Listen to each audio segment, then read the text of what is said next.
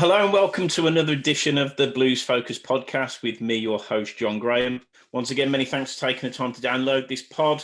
And as ever, if you want to see any of our previous pods and don't miss out on future ones, then please go to bluesfocuspod.co.uk where you can subscribe and you'll never miss a pod again.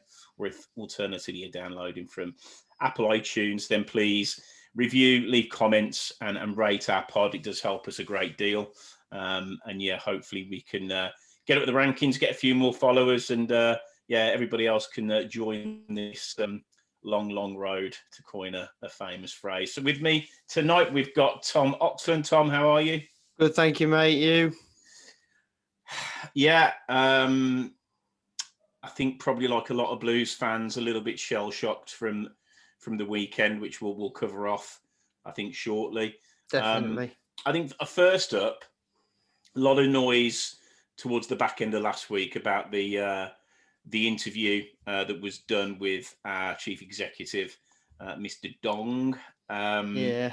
I think a lot of Blues fans may be a little bit sceptical around the questioning from Richard. So first up, did you listen to it and what did you think? Yeah, I did. To be honest, I think he did the better than what I expected, but the best he probably could have done. Yeah. Because I mean, let's be honest, he's not going to be able to ask all the burning questions that we want answers to. Because Dong barely trusts anybody as it is. So the irony. Yeah. So to kind of to ask certain questions, you don't want to risk breaking that relationship, since there is probably only one. Yeah. Richard Wilford is probably one of the few, if not the only, in the know kind of media man out there, and even then I imagine he's not fully kind of, I suppose, informed on everything completely. Obviously we were speaking to Ian Danter earlier, and he was saying that these owners are more quiet and secretive than previous ones we've had. Yeah. Some of the worst ones, and that's concerning. Yeah, I think that. Yeah, I must admit, I didn't think he would probably go as far as he did. I think some of the answers probably gave us all we needed to know. Not necessarily what the answers were, but just the way that they were delivered.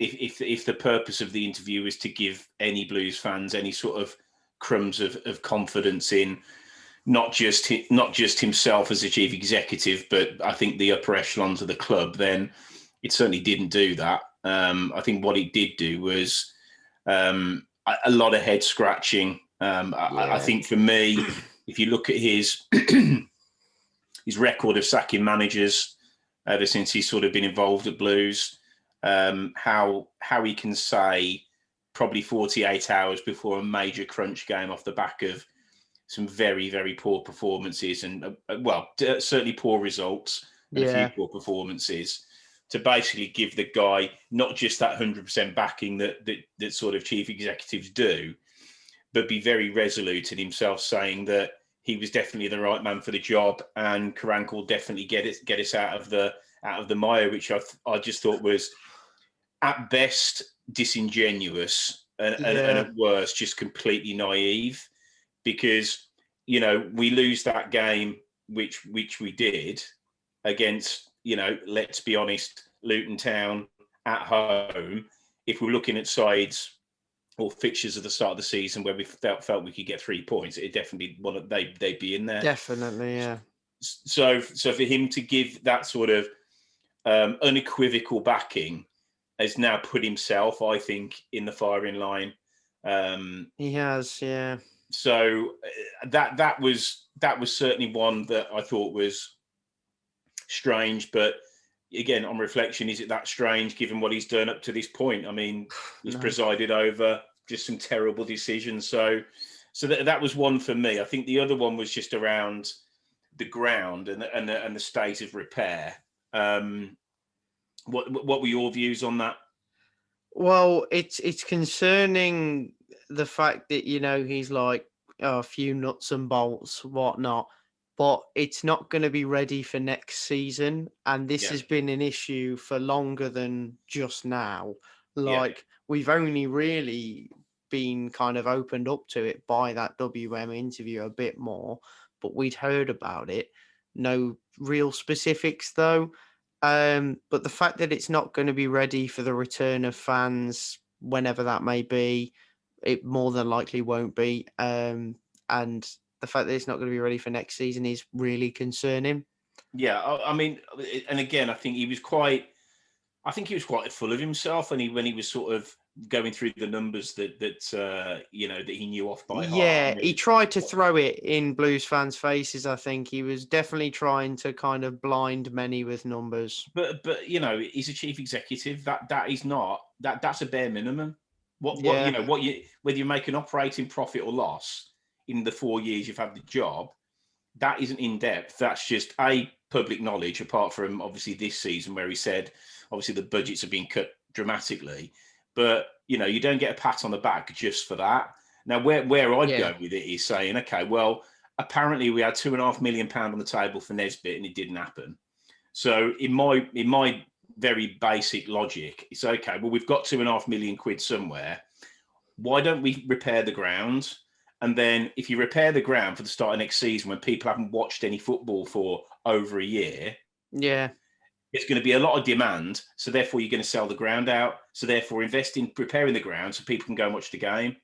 exactly. Just in a snapshot of that in business, it's absolutely just I mean, it's common sense, but if you haven't got it, then I just really struggle. I really struggle to just, there's going to be that. I reckon, even whether in League One or the Championship, season ticket sales, regardless, because of the way Blues fans are, I think they'll be the highest they've been for many, many years because Especially after COVID. Like, everybody's missed it. Everybody, even watching it. But I think maybe what it has maybe demonstrated to a lot of Blues fans that they need us. They need us at the ground. They need us to help lift the team. And if that was ever meant to ever been proven, it's certainly been proven by the results. And I'm not yeah. saying that we turn a 1-0 loss to Luton into a 2-1 victory if we've got fans, but I think we get closer to one apiece. We definitely pick up more points. Yeah, so that for me was, yeah, I just don't understand that not repairing the stands. I mean, it's just crazy. Yeah, And to be and then I honest, think, mate, if you had that much money, like you said, from the Nesbitt deal, stadium would be a good place to start. But I tell you what, me personally, I'd be going back and hiring back all the football people at the club that he sacked. yeah, I mean, I mean that. I mean that isn't going to happen. The only way No, that happens, the only way that the Blue, I guess we get Blues back is if they go, and I think yeah, the only way that they go is if we get relegated, and then that's a whole different ball game altogether because you've seen what's happened with Wigan and Bolton yeah. and It just depends how they go. Like, do they yeah. leave causing noise or do they leave gracefully? Well, yeah, they're going to. It's a difference between trying to sell it, which they'd want too much money for it, so we would have to go into administration. And he, and Dong said that there's no way that will happen. And again, I don't understand how he can say that. It's Dong. Yeah. So I think just on the Dong interview, my takeout was I thought Richard did a very good job. He could have been a lot more, I think, safer than it was. Yeah. I think the responses were what I expected. I think the final one for me was, does the club own the ground? And he said words to the effect of, don't worry about that. Well, it's just yes or no, mate. It's, I will worry about it if you don't say yes or no. So, I think that was quite a telling interview. I was going to say, I don't want to play at Villa Park. It reminded me a bit. If we leave the ground, I don't want to end up playing at Villa Park. Yeah, it's just like so many things that could go horribly wrong. So we just have to see how it plays out. But I think then moving on to, so we had that, and then obviously Saturday, as we said on the last pod, the Karanka bingo selection at 2:00. What were your thoughts on team selection? I was actually really, really happy. This is the frustrating thing. Yeah. I was really happy for a change with the lineup he'd gone with. The only improvement I'd have made would have been Raheem Harper over San Jose or Sunjic, to be honest. Yeah. I think Raheem Harper would offer more than both of them. Sunjic on his day is quality, but he didn't turn up at all. Which I was really, really disappointed to see because I've been so impressed with him recently. Sunjic was, I think, his average self this season. Not average Sunjic, just average this season Sunjic. Didn't do much.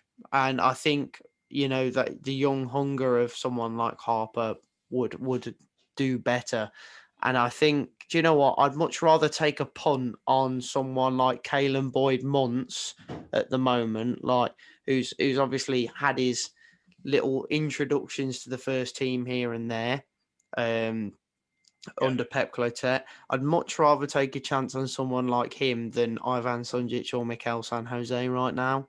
Just someone who's got something to fight for. Yeah, I'm with you, to be honest. When I saw the team, with the exception of a couple of players, I'm glad that he did change it up a bit. Valerie, we that one I was happy about. Yeah, I think that he struggled to start off with. I think his first couple of touches weren't great. He looked quite nervous. So I wasn't overly disappointed, but on reflection, and I've said this in the last few pods, we need wholesale changes, not just tweaking it.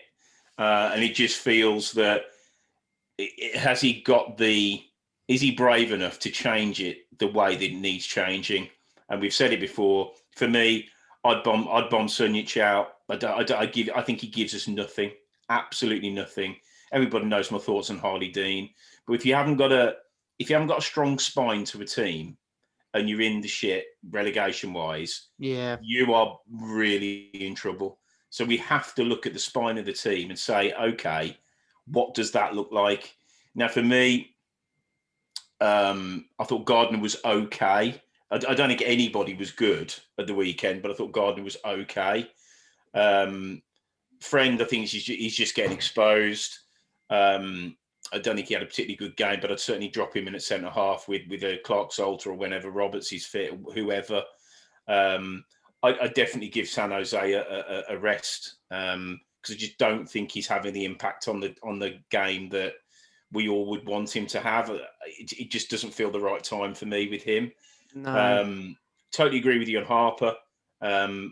He has to come in because where we're struggling and where we've struggled ever since Kieftenbelt left, we need an engine. We need something. We need somebody who's going to get about the park and get his toe in. And from what I've seen, and because he's got the experience in Championship and a good not a Blues Championship team, a good Championship team. Yep. You'd like to think that he could come in and maybe make a difference. But it was a really weird game for me on Saturday because I think with the Bournemouth game, because we dominated for the first half an hour, it was so frustrating to, go 1-1, then get it back and then lose because I actually felt like we'd got something.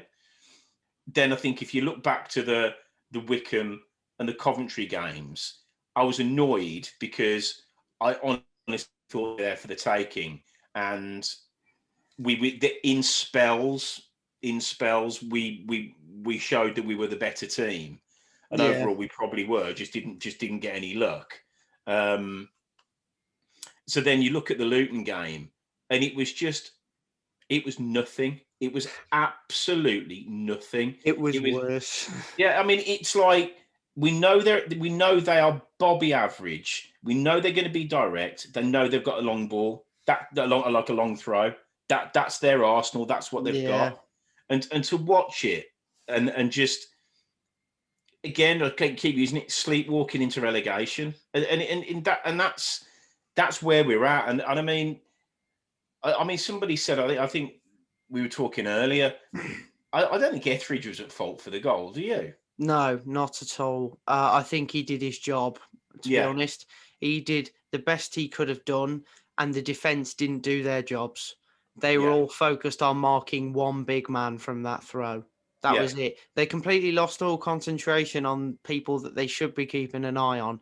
You know, those little kind of nifty players that just get in behind in those little gaps and pockets to yeah. make sure they're there to goal poach. And we just didn't pay attention. We didn't look interested. But it's been that way for how long now? Like, Yeah, I, let's be honest. yeah. The thing is, I don't. I think Saturday was just different, just from the point of view that he's had a week. He's got his play, his signings now. He's had them for a decent amount of time since he signed them, and you'd think, okay, well, now's the time to try and do something a little bit different, or give the new signings a run in a formation he's comfortable with, and he didn't really do either. No. So, and it was just the lackluster, no passion, no motivation, and unfortunately, football teams are a reflection of the manager, and the manager at the Yeah. moment looks gone. He For looks, me, they're not playing for him anymore. They want him gone. I think it's clear to see. You know, there's one or two players that had still put in a shift for him, like George Friend, or I'm sure if Adam Clayton was on, he'd try, but he's still shit. So it but his Middlesbrough buddies would try, but I think it's clear to see that that team, they're doing it again. They are forcing out another manager, which is a disturbing pattern. mm, But did they do that to Gary Monk? No. You know, that was a fallout at the top, yeah, and he'd lasted quite a while compared to some of his, I mean, the the thing is, Tom. Again, I ain't, we all know the rumours about Monk, and if yeah. and if they are true, then I'm glad he's gone. Oh, me too, mate. I'm glad he's gone. The Featherson stuff shouldn't be happening in football, and if that is true, then so be it. He's got to go. And, Like, and the reality is, if it was true, Bellingham wouldn't have had the game time that he got. He might have been no, at the club, so we might not actually have a club if he didn't go. So I'm not gonna, like I said, I don't know, but if it was completely untrue, he was unlucky. But if it was true, I'm glad he's gone. Same with Rowett. If he was touting himself around every single club in the Championship for a job, when a new owner comes in, is that the wisest move, given that he got a lot of equity? We're always top 10. Why yeah. would he look for another I club? I found the Rowett one really difficult to believe. That's the only one I ever struggled with. Sometimes I thought, yeah, surely. Um, but then sometimes I think, I don't know. He's spoken on it and said that he never was. He had a big long plan in place at Blues. He wanted to stay. He said, I never wanted to leave. I wanted to stay 10 plus years and all that and the other, which would have been great, to be Yeah, honest. I Um, mean, and it is night and day now. When Rowett came in, and if you think about that side, that we could probably, all the Blues fans could probably name the starting 11. We know yeah, what we're going to get. We knew that more often I than could not. do it. I could do it for you now, Yeah, mate. yeah, but and then you layer in all those players are in that team, how much money they're earning, and if any of them were much more than 10 grand, I'd be They were amazed. on pennies. You know, you had Clayton Donaldson. Depending on which season you want to talk about, you had John Terrell and Andy Shinnie in that cam role. You had David Cottrell, who probably would have been one of the higher earners out Yeah, of the 11, but not massively. Damari Gray, Jack Magoma at those kind of wing areas. You had Stephen Gleeson, David Davis, and Michael Kieftenbeld in the midfield. Then at the back, you had Paul Robinson, Michael Morrison, Ryan Shotton. Ryan Shotton might have been a big earner, but yeah, I doubt it was huge. Jonathan Spector, Paul Caddis, Jonathan Grounds, Thomas Cusack. Cusack would have been a big earner, I reckon. Obviously, with quite an esteemed career and having been at places like Man United and whatnot. But Darren Randolph as well, even in Rowett's first season. But you're right, and you look at all those players, and you look back and say, what has happened? Well, you literally play that side against Luton on Saturday. We win. Smashed. End of. Smashed. And I just, as somebody that worked in business all my life, and just looking at the way the club's being run, there's no logic to it, because at this moment in time, all of their assets are going, whether that's behind the scenes or when they sell the likes. And don't get me wrong, Che and Jude had to go. They had to go, whether it Blues or anybody else, they got to go. But then it's, okay, what's the plan to reinvest the money? And what plan? Exactly, there wasn't a plan. So we are where we are simply down to the mismanagement of the board and the chief executive. I think we're all in agreement at the start. Karanka, excited, good appointment. But I repeat my point from the last pod, where was, if your game plan is solely built on defence, then get 4 defenders in that you rate, and don't just get in George Friend on a free and then just set out the defence that has been shit for season after season after season. Because if you were going to, managers haven't turned them around. They've demonstrated they're not good enough. So what? And again, I said it last time. He won't do it, but on Wednesday, clear them all out. Fuck them all up. I'm just going to be quite real with you here, mate. I think one of the biggest problems as well at Blues, which was mentioned on BBC WM, was about the scouting. And I personally, I'm involved in scouting myself. And I've listened to long interviews with Steve McLaren and Chris Hughton. Steve McLaren said that the scouting department was the most important department at a football club. He used to have what he called the war room at Derby, and he had the same at FC20. He had a war room where he'd get all the scouts in there, and they'd look at what they were going to do. He had that connection with his scouts so that he could get the players he wants and do it successfully and run a club properly. Had the same at Derby and brought reasonable success there. Obviously, it fell apart at places, but and Chris Hughton said the same. He said, especially at Brighton, the scouting department was key for him.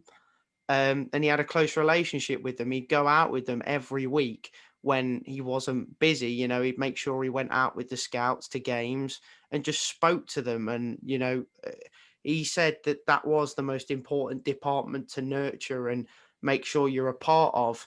Blues don't have a scouting department. We've got rid of everybody and we're using an agency in France. What does that say to you? No, absolutely. That for the long term. Well, there is no long term when you do something like that.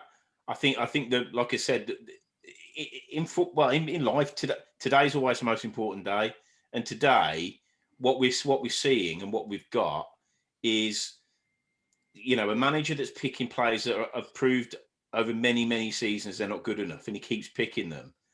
And for me, given the run we're on, I just don't understand what we lose by changing it, because we can't buy a win. Nobody can tell me, and it's probably a good segue.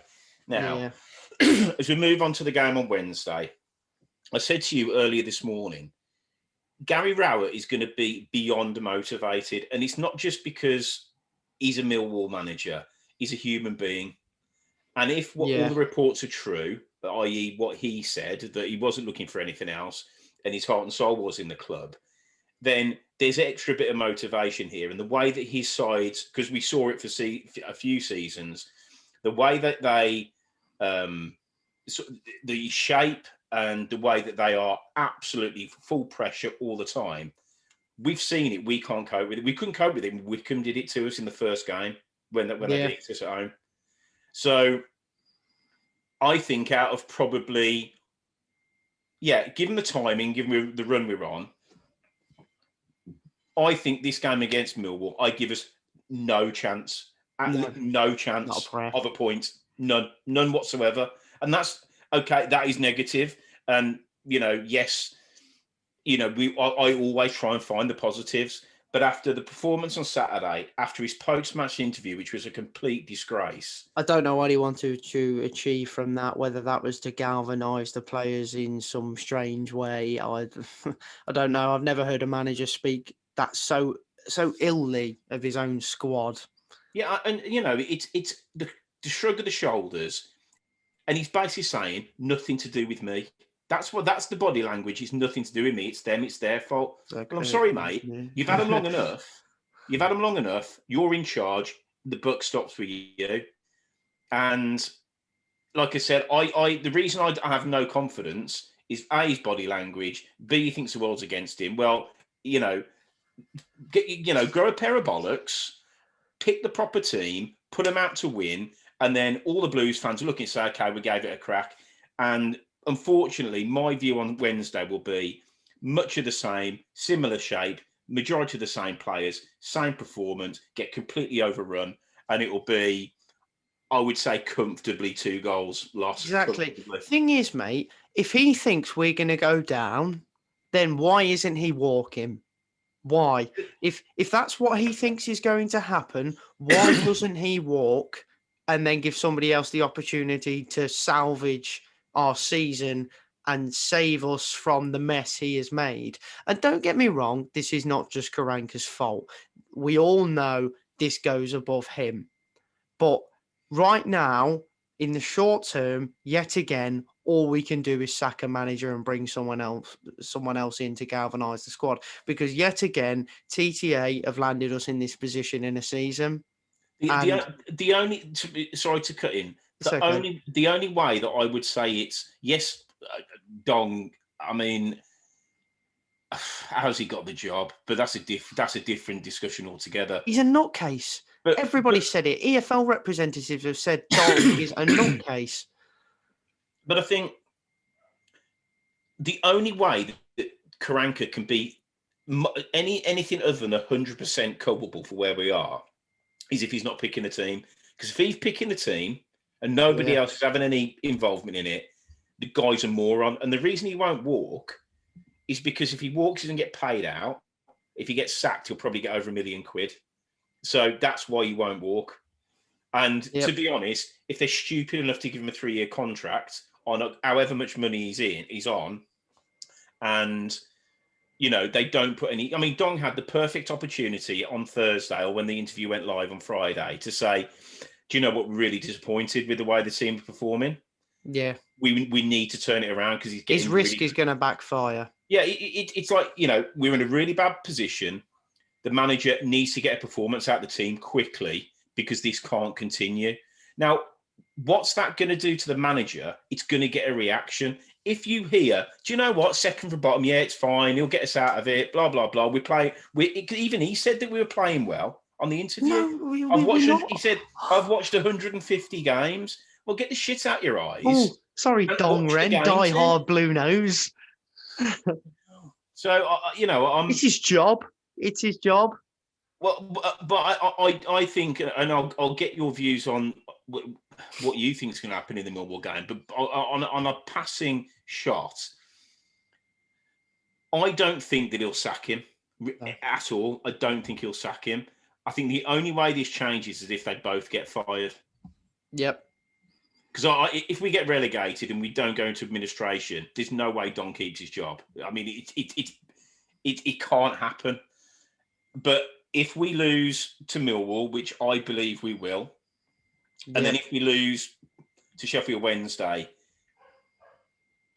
how can he keep his job? So therefore, I hope they both go. Me too. So on that, are you equally as dismissive of our chances on Wednesday? Yes.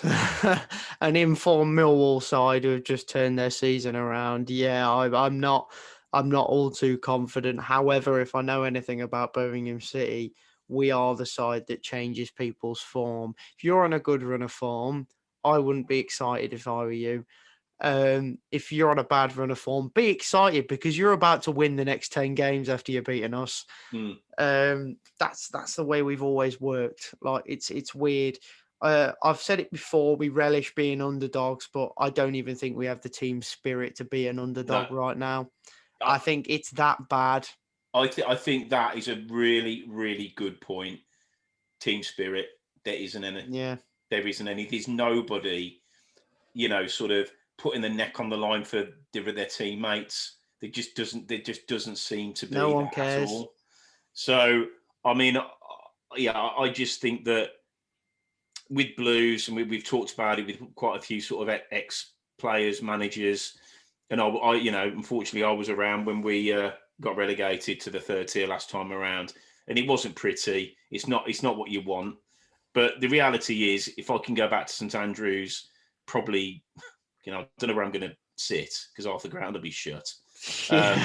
My seat's gone. as long as I can go back, there's part of me. I don't really care what league they're playing in, as long as I can get back and watch them play again. And for now, and give them my support, because the way that this has gone on through lockdown, first one and now, it just feels that even though we probably can't do anything about the ownership, just by being there and having a few thousand people in the ground to say, this is our club, you might own it, but it's ours, and voice that strongly every single home game, it has an impact. You can't not have an impact. Whereas at the moment, you've got two guys, the chief executive, the manager, both with their head in the sand, because nobody's bringing him to task. Karanka's getting he's getting interviewed post-match by a Blues member of staff. So he's not getting emptied on that. And in fairness, he got a couple of fairly direct questions after the Luton game. He didn't like it. That's why he got really defensive and started shrugging his shoulders. He said, "Why are you asking me that?" So I mean, he would be getting a lot. I mean, could you imagine him walking down that touchline on Saturday? I mean, he'd have got absolutely pulled to pieces. He would. We would be singing "You're getting sacked" in the morning. Like I just. There is part of me, I'm glad that we're not there. It would be even more toxic than it is now if we were. It's getting, I think it's almost worse than Cottrell. Yeah, I honestly think we'd start to see, I remember a few years back when some bloke had thrown his season ticket on the pitch, ran on the field. I think we'd start to see things like that. Blues fans aren't afraid to pitch invade. No, and I don't condone it. I was there for the Stoke pitch invasion many moons ago. That was interesting. Oh yeah, is that was that from Stoke fans? Yeah, and yeah, there's been a few. 7-0. Yeah, there's been a few. But I just think that we need to get to a point where, the Blues fans, and unfortunately it's not going to happen, and that's probably why podcasts like ours and other ones for the club, it's really important that everybody can get sort of get it off their chest a little bit, because we can't do that at home anymore. But I would seriously be worried for him if we were at home at the moment, because it's just his attitude. I mean, the way Cottrell was, he was just blaming the fans. I mean, he hated the fans. He hated everything. And those I couldn't believe. But I think Karanka's getting to the point of being in the same position. But anyway, so I'm going to say my prediction for Wednesday against Millwall is 3-0 defeat. I was going to say the same, 3-0 Millwall. I just can't see it. I really hope I'm wrong. But this is as bad as I've seen it for a long, long time. And I haven't really got any. There's nothing about the team that gives me any confidence whatsoever. No, and do you know what? I think in times like these where we've had these relegation dogfights, especially under Lee Clark, the season with the Paul Caddis heroics and whatnot, every game we still had fight. Like we still went in with spirit, giving it our all with a very, very poor team on paper. But that they fought, and that's why we stayed up in the end. But when we've had these kind of dodgy seasons being down there, there's always been a shining light in a young player. So, like, you know, your Damari Grays or Yeah, Jude Bellingham, yeah, or Che Adams, you know, even when we had the 9-point deduction season, there's always been a shining light in there, a man that we could look at and think, wow, you know, you're going to go somewhere. So that has yeah. always helped, but we don't even have that this season. No, you know, we've got this lad from Man City again. He'd be playing for me. Yeah, It just needs to be wholesale changes, and we see where we go with it. But definitely. anyway, To be we will see. to be honest, mate, just quickly, I feel more humiliated about Blues now than I did sat watching that 8-0 from the stands against Bournemouth. Yeah, well, there's been a few. The Barnsley one too clever a few seasons before that. I Yeah. don't know how many ended up. I think it was 5 or 6.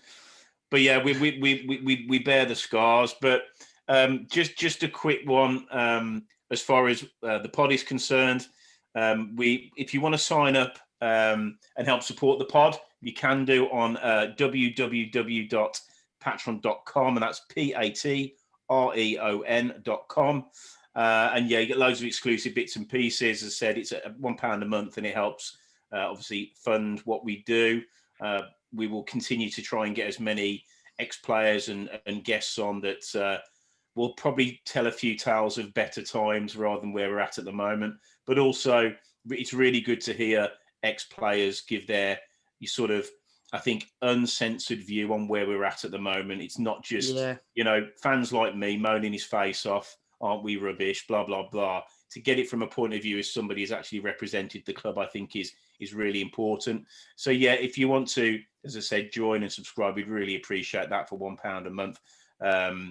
So yeah, and that's really it, guys. So yeah, we're here again Wednesday. Bring on the pain. I really hope we can just kickstart the season from somewhere. I'd be absolutely amazed, as I said. Just start from scratch. Yeah, absolutely. And but between now and then, Tom, thank you very much for your time, mate. No worries.